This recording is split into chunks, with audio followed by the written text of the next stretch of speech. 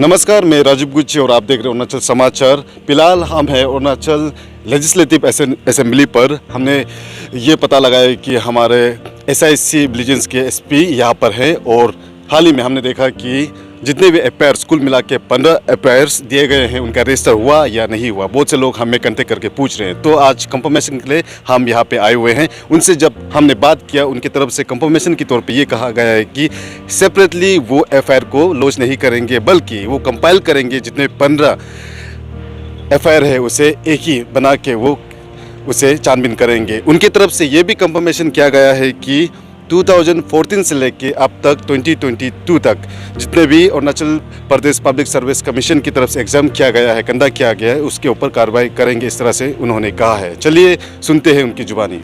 देखिए, I had explained it to the president of ANSU also, Mr. Nabam Dodum. He had come along with that FIR to my office. I explained it to him.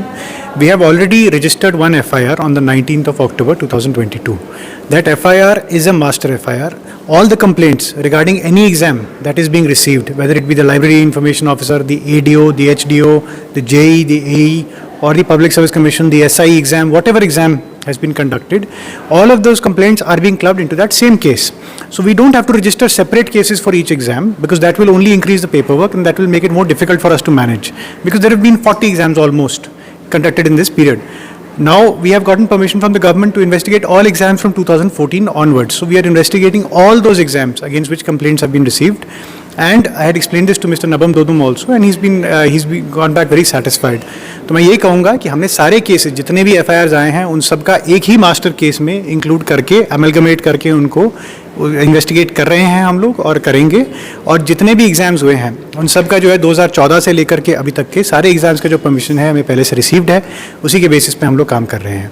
अलग अलग case register करने की ज़रूरत नहीं है, एक ही master case में सारे FIRs को क्लब करके उनके ऊपर जो है काम करा जा रहा है।